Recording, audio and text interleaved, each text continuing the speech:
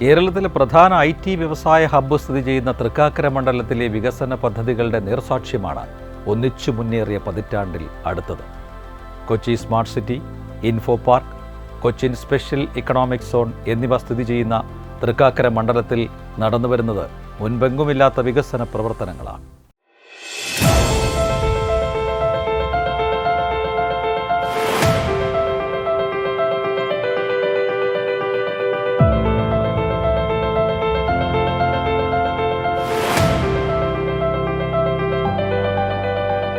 Kochi municipal കോർപ്പറേഷന്റെ ഇടപ്പള്ളി, വൈറ്റില സോണുകളിലെ 22 വാർഡുകളും തൃക്കാക്കര മുനിസിപ്പാലിറ്റിയും ചേർന്നതാണ് തൃക്കാക്കര നിയമസഭാ മണ്ഡലം.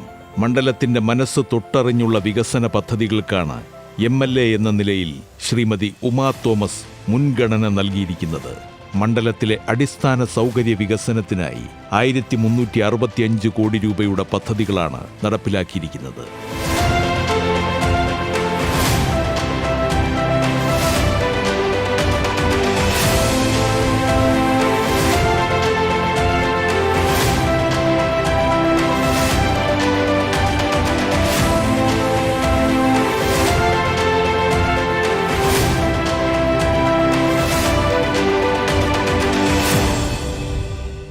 കേരളത്തിലെ പ്രധാനപ്പെട്ട ഒരു മണ്ഡലമാണ് തൃക്കാക്കര നിയോജക മണ്ഡലം.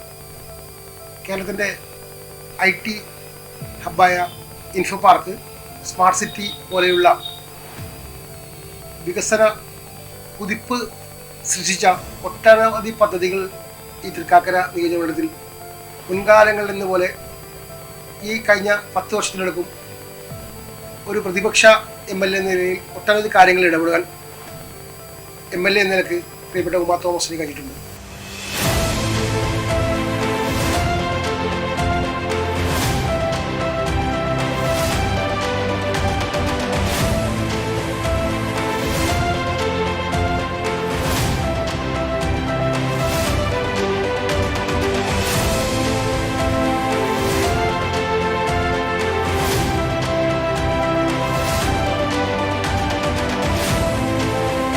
പ്രധാനമായും കനാൽ നവീകരണ പ്രവർത്തനമാണ് കൂടുതൽ തുക വിനിയോഗിച്ച് നടത്തിയത്. ഇടപ്പള്ളിത്തോട്, പേരണ്ടൂർ കനാൽ, കാരണക്കോടം തോട്, ചങ്ങാടം പോക്ക് തോട്, ചിലവന്നൂർ കനാൽ എന്നിവയാണ് നവീകരണ പ്രവർത്തനത്തിൽ ഉൾപ്പെട്ടിരുന്നത്. കൂടാതെ കനാൽ തീരം കെട്ടി സംരക്ഷിക്കലും മാലിന്യം തള്ളുന്നത് തടയാൻ സംരക്ഷണ വലയം നിർമ്മിക്കലും പദ്ധതിയുടെ ഭാഗമായിരുന്നു. കൊച്ചിയിലെ ഏറ്റവും രൂക്ഷമായി ബുദ്ധിമുട്ടനുഭവിക്കുന്നത് നമ്മുടെ കനാലുകളിൽ മാലിന്യം തള്ളുന്ന സമീപനം. അത് നിർത്തലാക്കേണ്ടത് അടിയന്തര ഘട്ട പ്രാധാന്യത്തോടെ MLA അത് ശ്രദ്ധിച്ചിട്ടുണ്ട്. കനാൽ നവീകരണത്തിനായി കാരണക്കുളം കനാൽ, അതുപോലെ ചങ്ങാടംപോക്ക് തോട്, ചിലവന്നൂർ കനാൽ, അതുപോലെ ഇടപ്പള്ളി തോട് പോലെയുള്ള തോടുകളിൽ മാലിന്യം നിറയുമ്പോൾ അത് തടയുന്നതിനായി അതിൻ്റെ വശങ്ങളിൽ സംരക്ഷണ രീതിയിലുള്ള കവചം തീർത്തുകൊണ്ട് അത് തടയുന്നതിനുള്ള നടപടികളും എടുത്തിട്ടുണ്ട്. അതുപോലെ ചിലവന്നൂർ കായലിലേക്ക് നല്ല രീതിയിലുള്ള നവീകരണ പ്രവർത്തനങ്ങളുമായി മുന്നോട്ട് പോവുകയാണ്.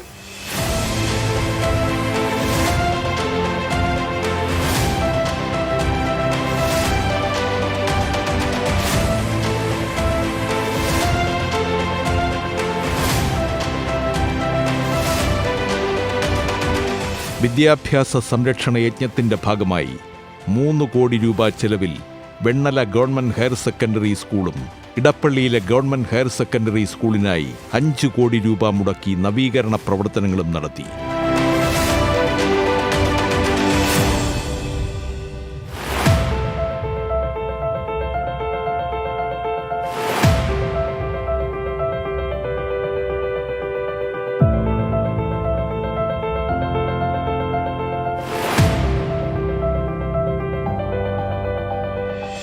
അതുപോലെ വിദ്യാഭ്യാസ മേഖല എടുത്തു പറയേണ്ടത് Vennala government higher secondary school 3 കോടി രൂപയുടെ നവീകരണ പ്രവർത്തനം, അതുപോലെ ഇടപ്പള്ളി ഗവൺമെൻറ് സ്കൂളിൽ 5 കോടി രൂപയുടെ നവീകരണ പ്രവർത്തനവും, പുന്നരുതി LP സ്കൂൾ പോലുള്ള ഗവൺമെൻറ് സ്കൂളുകൾക്ക് 50 ലക്ഷത്തിന് അടുത്തുള്ള സംഖ്യ ഉപയോഗിച്ചുള്ള നവീകരണ പ്രവർത്തനങ്ങളും എടുത്തു പറയേണ്ടതാണ്.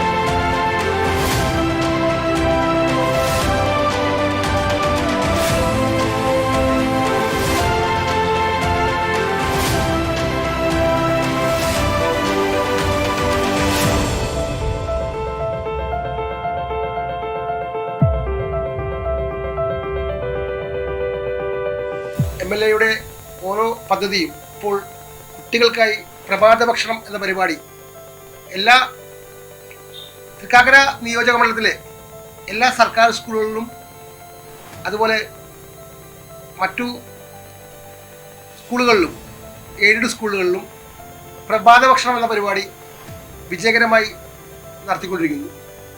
അതുപോലെ കാരുണ്യം അർഹിക്കുന്ന കിടപ്പ് രോഗികളായ ആളുകൾക്ക് സംരക്ഷിക്കുന്നതിനായി അവർക്ക് ആവശ്യമായ ഉപകരണങ്ങൾ നൽകുന്ന ഒരു പദ്ധതി ഉണ്ടായി. ആരോഗ്യരംഗത്ത് ശക്തമായ രീതിയിൽ ഇടപെടാൻ ഇതിൽ കൂടി കഴിഞ്ഞു. കാരുണ്യപരമായ ഒരു സ്പർശം, തൂവൽ സ്പർശം എന്ന പേരിൽ, സാന്ത്വന സ്പർശം എന്ന പേരിൽ പദ്ധതികൾ നടപ്പാക്കുവാൻ പ്രിയപ്പെട്ട MLA കഴിഞ്ഞു.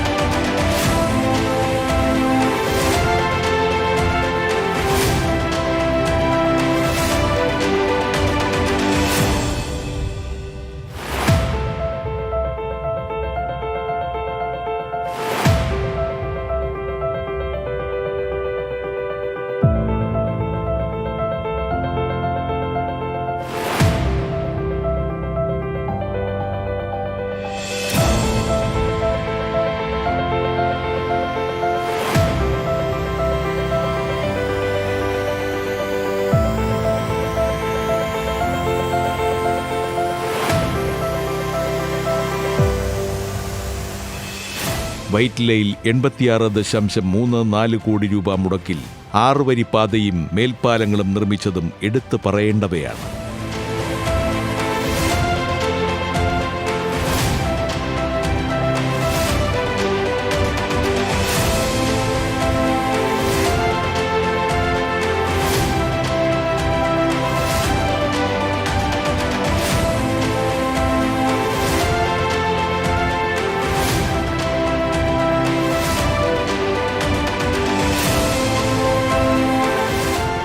കഴിഞ്ഞ 10 വർഷത്തിൽ എടുത്തു വേണ്ട ഒരു കാര്യമാണ് വൈദ്യുതിയുടെ 6 ലൈൻ പാലമടക്കമുള്ള കാര്യങ്ങൾക്ക് വേണ്ടി 86 കോടി രൂപയോളം ചെലവഴിച്ച ഒരു പദ്ധതി.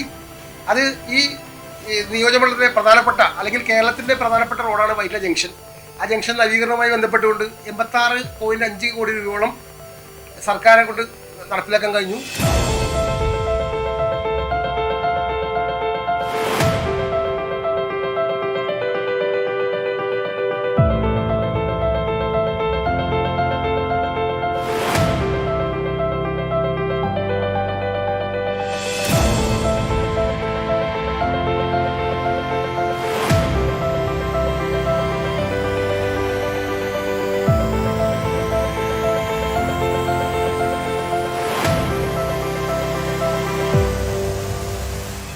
വൈദ്യുത വകുപ്പിന് ട്രാൻസ്ഗ്രിഡ് പദ്ധതിക്കായി 372.73 കോടി രൂപയാണ് അനുവദിച്ചത്. തൃക്കാക്കര മണ്ഡലത്തിലെ വൈദ്യുതി സംബന്ധമായ മേഖലകളിലേക്ക് 370 കോടി രൂപ ചെലവഴിക്കാൻ ഈ കാലഘട്ടത്തിൽ കഴിഞ്ഞിട്ടുണ്ട്.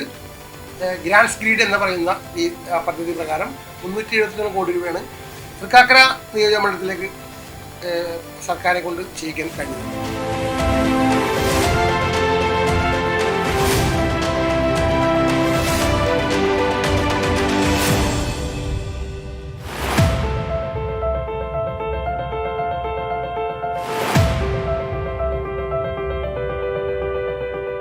നമ്മുടെ അഭിമാനമായ കൊച്ചി മെട്രോ പാലാരൂരിൽ നിന്നും കേരളത്തിൻ്റെ പ്രധാന IT ഹബ്ബായ ഇൻഫോ പാർക്കിലേക്ക്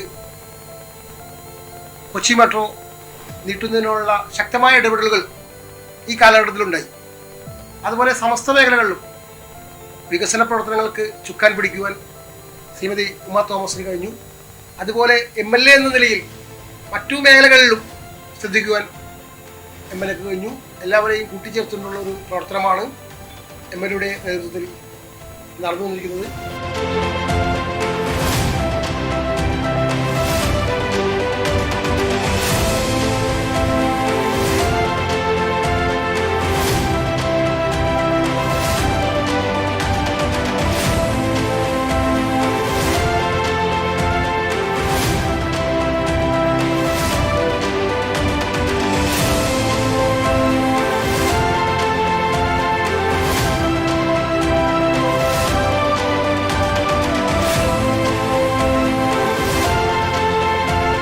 81.25 കോടി രൂപയുടെ ചേരി നിർമ്മാർജ്ജന പദ്ധതി. ജലവിഭവ വകുപ്പ് കൊച്ചി സർക്കാരിന്റെ കീഴിൽ 32.44 കോടി രൂപയുടെ പദ്ധതി എന്നിവ അന്തിമഘട്ടത്തിലാണ്.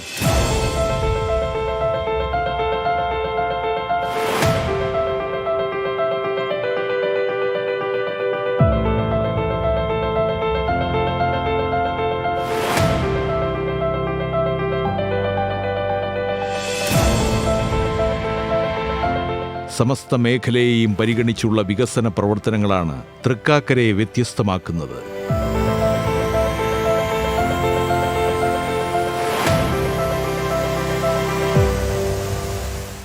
IT വ്യവസായ മേഖല ഉൾപ്പെടുന്ന തൃക്കാക്കര മികച്ച വികസന പദ്ധതികളിലൂടെ കേരളത്തിൻ്റെ ശ്രദ്ധാകേന്ദ്രമാവുകയാണ്.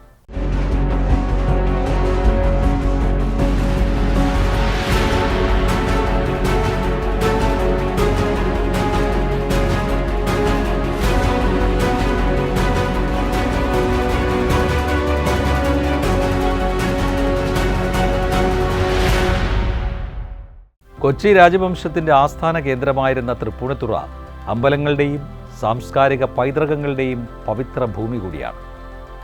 ചരിത്ര പാരമ്പര്യത്തിൻ്റെ പെരുമ പേറുന്ന തൃപ്പൂണിത്തുറയിലെ വികസനങ്ങളിലും ആ പെരുമ നിറയുമ്പോൾ ഇന്നത്തെ യാത്ര ഈ മണ്ഡലത്തിലൂടെ.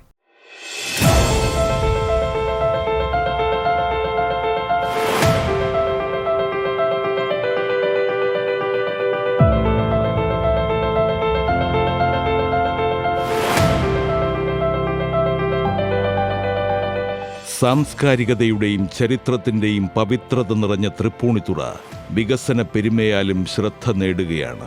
പശ്ചാത്തല വികസന സൗകര്യങ്ങൾക്ക് ഏറെ മുൻതൂക്കം നൽകുന്ന മണ്ഡലത്തിൽ നിരവധി വികസന പദ്ധതികളാണ് കെ ബാബു MLA നേതൃത്വത്തിൽ യാഥാർത്ഥ്യമായി കൊണ്ടിരിക്കുന്നത്.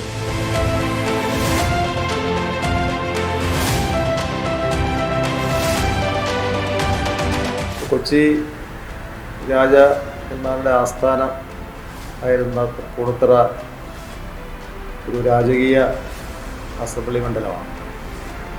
ഈ അസംബ്ലി മണ്ഡലത്തിൻ്റെ വികസന പ്രവർത്തനങ്ങൾക്ക് വേണ്ടി കഴിഞ്ഞ 10 വർഷക്കാലമായി ശ്രീ പിണറായി വിജയൻ നേതൃത്വം നൽകുന്ന ഇടതുപക്ഷ ജനാധിപത്യ മുന്നണി ഗവൺമെൻറ് ഏതാണ്ട് 2000-ലധികം കോടി രൂപയുടെ വികസന പ്രവർത്തനങ്ങളാണ് ഇവിടെ നടപ്പാക്കുന്നതിന് വേണ്ടി ഒന്നാം ഗവൺമെൻറ് കാലത്ത് തന്നെ M. സ്വരാജ് MLA ആയിരിക്കുന്ന സമയത്ത് വിഭാവനം ചെയ്ത് നടപ്പാക്കാൻ തുടങ്ങിയത്.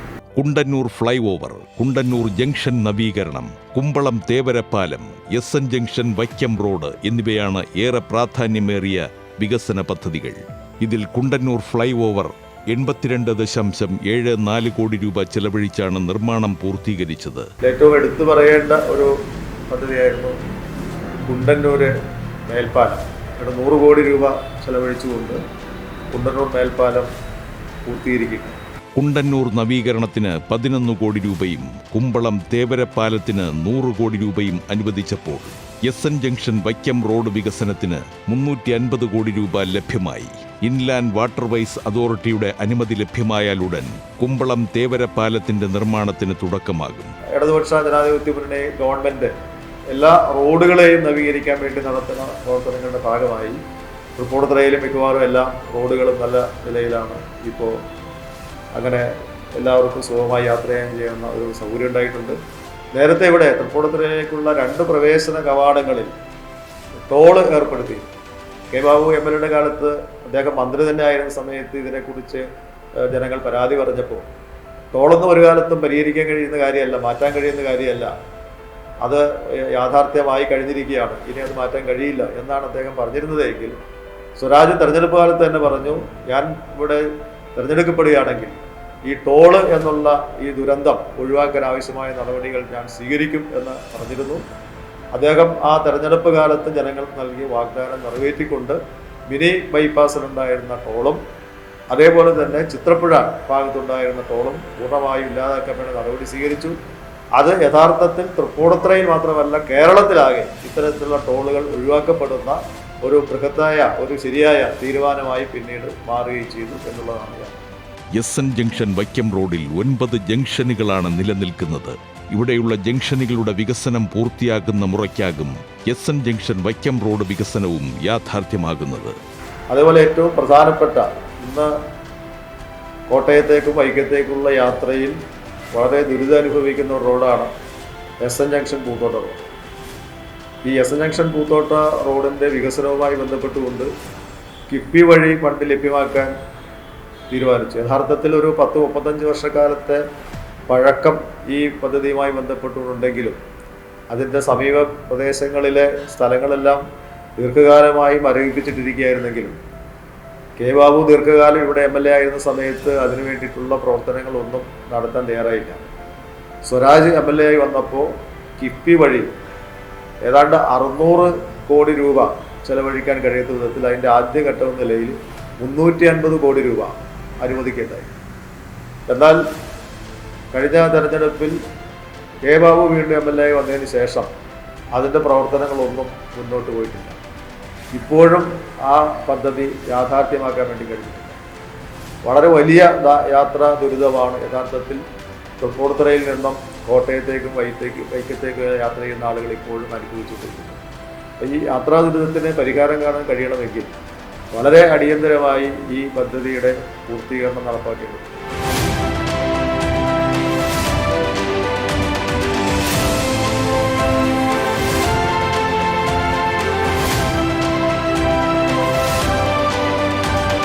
തൃപ്പൂണിത്തുറയിലെ മെട്രോ ഒരു പ്രധാനപ്പെട്ട കാര്യമാണ്. യാത്രാ സൗകര്യം ബന്ധപ്പെട്ടുകൊണ്ട് പേട്ടയിൽ വന്ന് അവസാനിച്ചിരുന്ന കൊച്ചി മെട്രോയെ സ്വരാജ് MLA ആയിരിക്കുന്ന സമയത്താണ് മുൻകൈയെടുത്ത് അത് തൃപ്പൂണിത്തുറയിലേക്ക് നീട്ടുന്നതിന് വേണ്ടിയുള്ള ശ്രമം നടത്തി.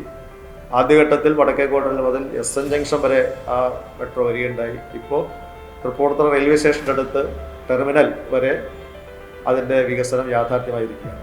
ഇപ്പോൾ നമ്മുടെ തൃപ്പൂണിത്തുറയിൽ നിന്നും എറണാകുളത്തേക്കും ആലുവയ്ക്കും ഒക്കെ പോകുന്ന ആളുകൾ, അതുപോലെ എയർപോർട്ടിലേക്ക് പോകുന്ന നെടുമ്പാശ്ശേരി എയർപോർട്ടിലേക്ക് പോകുന്ന ആളുകൾക്കെല്ലാം യാത്രാക്കുരുക്കില്ലാതെ അവിടെ ആലുവ വരെ എത്തിച്ചേരാനുള്ള സൗകര്യം ഈ മെട്രോ വഴി ഇപ്പോൾ ലഭ്യമായി. വിദ്യാലയങ്ങളെയും കലാലയങ്ങളെയും പഠനത്തിന്റെ മികവുറ്റ കേന്ദ്രങ്ങളാക്കുക എന്ന ലക്ഷ്യത്തോടെ നിരവധി കർമ്മ പദ്ധതികൾക്കും രൂപം നൽകി. വിദ്യാഭ്യാസ രംഗത്തിന്റെ ഉന്നമനത്തിനായി 25 കോടിയിലേറെ രൂപയാണ് വിനിയോഗിച്ചത്. അതേപോലെ വിദ്യാഭ്യാസ മേഖലയിൽ ഗവൺമെൻറ് കോളേജിനും സംസ്കൃത കോളേജിനും ഉന്നത വിദ്യാഭ്യാസ മേഖലയെ ബന്ധപ്പെട്ടുകൊണ്ട് കിഫ്ബി വഴി ഫണ്ട് ലഭ്യമാക്കിയിട്ടുണ്ട്.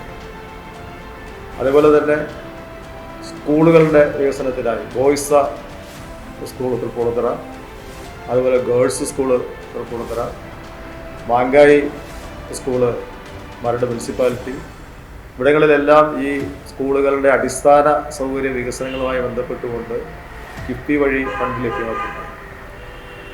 അതുപോലെ മരട്ടിൽ പ്രവർത്തിക്കുന്ന ITയുടെ അടിസ്ഥാന സൗകര്യങ്ങൾ വികസിപ്പിക്കുന്നതിനുള്ള ഫണ്ട് ഈ കാലയളവിൽ അനുവദിക്കട്ടെ. അന്ധകാരത്തോട് നവീകരണമാണ് ശ്രദ്ധേയമായ മറ്റൊരു പദ്ധതി. തോടിന്റെ വശങ്ങളിൽ വഴിവിളക്കുകൾ സ്ഥാപിച്ച് ടോയ്ലറ്റ് നിർമ്മാണം ഉൾപ്പെടെയുള്ളവ സാധ്യമാക്കി വികസനത്തിന് പുതിയ മുഖം നൽകുകയാണ് ലക്ഷ്യമിടുന്നത്. അതുപോലെ തൃപ്പൂണിത്തുറയുടെ ഏറ്റവും പ്രധാനപ്പെട്ട ഒരു ആവശ്യമായിരുന്നു ഇവിടെ ചന്തത്തോടുമായി ബന്ധപ്പെട്ടുകൊണ്ടുള്ള നീരൊഴുക്കും അതുപോലെ തന്നെ അവിടെ ശുചീകരണ പ്രവർത്തനങ്ങളും നടത്തുക. അതും സ്വരാജിൻ്റെ കാലത്ത് തുടക്കം കുറിക്കേണ്ടായി. അതിൻ്റെ സൈഡിലൂടെ മനോഹരമായിട്ടുള്ള നടപ്പാതയും അതുപോലെ തന്നെ പ്രാഥമിക ആവശ്യങ്ങൾ നിർവഹിക്കുന്ന സൗകര്യങ്ങളെല്ലാം ഒരുക്കി തൃപ്പൂണിത്തുറ നഗരത്തെ തന്നെ വളരെ മനോഹരമാക്കുന്ന ഒരു പദ്ധതിയായിട്ടാണ് അത് വിഭാവനം ചെയ്തത്. അതിപ്പോൾ പൂർണ്ണമായും വിഭാവനം ചെയ്തതുപോലെ പൂർത്തീകരിക്കാനാവിട്ടില്ല എന്നുള്ളതാണ് അതിൻ്റെ ഒരു വസ്തുത. ഉദയംപേരൂർ പുത്തൻകാവിൽ കോണോത്തും പുഴയ്ക്കു കുറുകെ ലോക്കോട് കൂടിയ റെഗുലേറ്റർ സ്ഥാപിക്കുവാനും പദ്ധതിയുണ്ട്. ഇതിനായി 25.75 കോടി രൂപയാണ് വകയിരുത്തിയിരിക്കുന്നത്. ജലസേചന രംഗത്ത് സമഗ്ര പുരോഗതി ലക്ഷ്യമിട്ട് 11.05 കോടി രൂപയുടെ പദ്ധതിക്കാണ് രൂപം നൽകിയിട്ടുള്ളത്. കോണത്ത് പുഴയിലേക്ക് ഓരുവെള്ളം കയറി ഉദയംപേരൂർ പഞ്ചായത്തിൻ്റെയും തൃപ്പൂണിത്തുറ മുനിസിപ്പാലിറ്റിയുടെയും അതുപോലെ അപ്പുറത്ത് ആമ്പല്ലൂർ മുളന്തുരുത്തി പഞ്ചായത്തുകളിലെയും കൃഷി നാശം ഉണ്ടാകുന്നത് ശ്രദ്ധയിൽ വന്നപ്പോഴാണ് അവിടെ ഒരു സ്ലൂയിസ് കം ബ്രിഡ്ജ് സ്ഥാപിക്കുന്നതിന് വേണ്ടിയിട്ടുള്ള ഫണ്ട് അനുവദിക്കാൻ സ്വരാജ് മുൻകൈയെടുത്ത് തുറന്നു കുറിച്ചു. കോണത്തുപുഴയുടെ ശുചീകരണവും അതിൻ്റെ സംരക്ഷണവുമായി ബന്ധപ്പെട്ടുകൊണ്ട് നേരത്തെ എറണാകുളം ജില്ലാ പഞ്ചായത്ത് ഒരു ബൃഹത്തായിട്ടുള്ള പരിപാടി ആവിഷ്കരിച്ച് നടപ്പാക്കാനായിട്ട് ശ്രമിച്ചു. അത് ജനകീയമായ പദ്ധതിയായിട്ട് നടപ്പാക്കാനായിരുന്നു ആദ്യത്തെ പരിപാടി. എന്നാൽ വേണ്ടതുപോലെ ഫണ്ട് അതിനകത്ത് ചെലവഴിക്കാൻ കഴിയായിരുന്നതുകൊണ്ട് ആ പദ്ധതി പൂർത്തീകരിക്കാൻ കഴിഞ്ഞില്ല. ഇപ്പോൾ ഈ ഗവൺമെൻറ് കാലത്ത് എല്ലാ നീരൊഴുക്കുകളെയും ശക്തിപ്പെടുത്തണം എന്ന കാഴ്ചപ്പാടിൻ്റെ അടിസ്ഥാനത്തിൽ ഒരു പുഴയും മലിനമായി കിടക്കാൻ പാടില്ല എന്നുള്ള കാഴ്ചപ്പാടിൻ്റെ അടിസ്ഥാനത്തിൽ ആ പദ്ധതി ഇപ്പോൾ വീണ്ടും ഏറ്റെടുക്കുകയുണ്ടായി. അതിൻ്റെ പ്രവർത്തനങ്ങൾ പൂർത്തീകരിക്കപ്പെട്ടിട്ടില്ലെങ്കിലും പുഴയുടെ നവീകരണ പ്രവർത്തനങ്ങൾ ഇപ്പോൾ മുന്നോട്ട് പോയിക്കൊണ്ടിരിക്കുകയാണ്. അത് യാഥാർത്ഥ്യമായാൽ അവിടെ രണ്ട് വശങ്ങളിലുമുള്ള കൃഷിക്കാർക്ക് ജലസേചനത്തിനുള്ള സൗകര്യം ഉണ്ടാവും, കുടിവെള്ളത്തിന് കിണറുകളും കുളങ്ങളിലുമെല്ലാം നല്ല വെള്ളം കിട്ടുന്ന സാഹചര്യം ഉണ്ടാകും. സർവോപരി നമ്മുടെ നാട്ടിലെ ഒരു പുഴയെ സംരക്ഷിക്കുന്ന ഒരു പ്രധാനപ്പെട്ട പ്രവർത്തനമായി അത് മാറിത്തീരും എന്നുള്ള കാര്യത്തിൽ യാതൊരു സംശയമില്ല.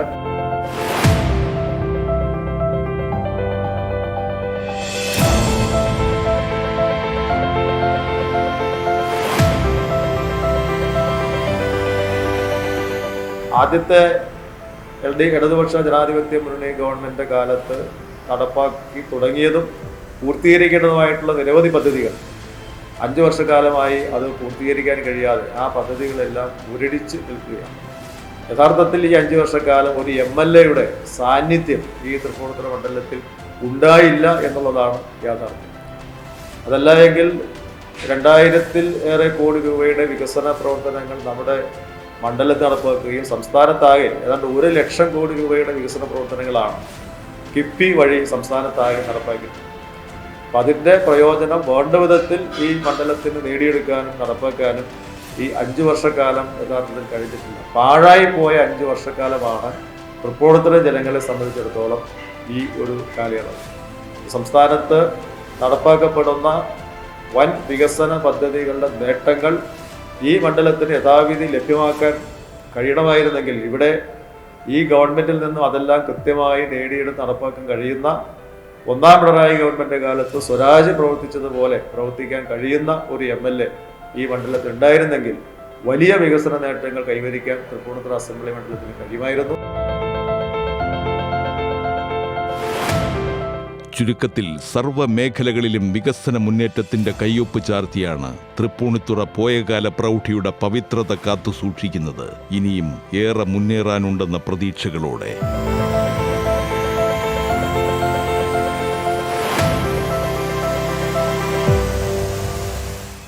ചരിത്രത്തിൻ്റെ സ്പന്ദനങ്ങളും സാംസ്കാരികതയുടെ നിറവുകളുമായി തൃപ്പൂണിത്തുറ വികസന പാതയിലൂടെ കുതിക്കുകയാണ്, നാടിൻ്റെയും ജനങ്ങളുടെയും സ്പന്ദനങ്ങൾ തിരിച്ചറിഞ്ഞുകൊണ്ട്.